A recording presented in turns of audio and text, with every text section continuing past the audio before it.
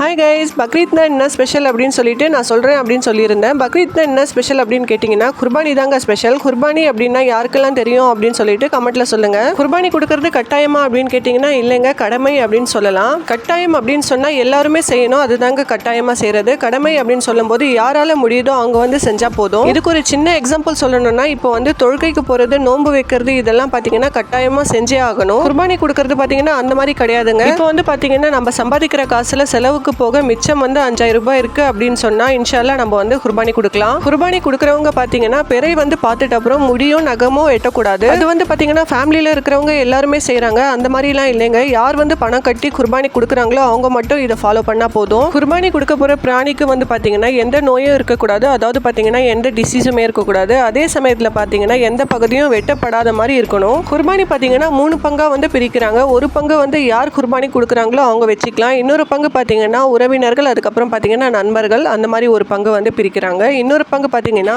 ஏழைகளுக்கு வந்து ஒரு பங்கு வந்து பிரிச்சிடுறாங்க. இந்த மாதிரி 3 பங்கா வந்து பிரிச்சு கொடுக்குறாங்க. குர்பானி கொடுக்கறதே பாத்தீங்கன்னா இப்ராஹிம் நபியோடைய தியாகத்தை மறக்காம இருக்கிறதுக்காகவும், அதுக்கப்புறம் பாத்தீங்கன்னா நம்மள சுத்தி இருக்கிற ரிலேஷன்ஸ், ஃப்ரெண்ட்ஸ், அதுக்கப்புறம் நம்மளை விட வசதியில குறைவா இருக்கிறவங்கள வந்து நம்ம மறந்துடக்கூடாது அப்படின்னு கொடுக்கறது தாங்க இந்த குர்பானியோட கான்செப்ட். அதனால பாத்தீங்கன்னா குர்பானி கொடுக்கறது வந்து கட்டாயம் இல்லைங்க. யார்கிட்ட வந்து பணம் வசதி இருக்குதோ அவங்க வந்து கண்டிப்பா கொடுக்கலாம். இந்த முறை பாத்தீங்கன்னா நாங்க கொடுக்க முடியல, நெக்ஸ்ட் டைம் வந்து இன்ஷால்லா கொடுக்கணும் அப்படின்னு சொல்லிட்டு கண்டிப்பா நியத்து வச்சிருக்கோம். பார்க்கலாம். குர்பானிக்காக என்னென்ன பிராணி வந்து கொடுக்குறாங்க அப்படின்னு பாத்தீங்கன்னா ஒட்டகம், மாடு, அதுக்கப்புறம் ஆடு, இது மூணுமே வந்து குர்பானிக்காக யூஸ் பண்ணிக்கிறாங்க. நம்ம வந்து இந்தியா சைடு அப்படி பண்றாங்க. அதுவே வந்து அரபு கண்ட்ரீஸ்ல எல்லாம் பாத்தீங்கன்னா 2-3 ஆடு 4 ஆடு அந்த மாதிரி எல்லாம் வாங்கி அங்கே சுத்தி உள்ள 7 நாடுகளுக்கு அப்படியே அமுச்சு விட்டுறாங்க அப்படின்னு சொல்றாங்க. அந்த மாதிரி அனுப்புறது வந்து இன்னுமே நல்ல விஷயம் தான். ஏன்னா ஒருத்தருக்கு கொடுக்காம எல்லாருக்குமே போய் சேரணும். இந்த மாதிரி தாங்க பக்ரீத் ஃபெஸ்டிவல் வந்து செலிப்ரேட் பண்றோம். நேற்று வந்து ஸ்பெஷல் பாத்தீங்கன்னா பிரியாணி தான். இந்த வீடியோ கண்டிப்பா உங்களுக்கு பிடிச்சிருக்கும் அப்படின்னு நினைக்கிறேன். மறக்காம சப்ஸ்கிரைப் பண்ணிடுங்க, லைக் பண்ணுங்க. தேங்க்யூ.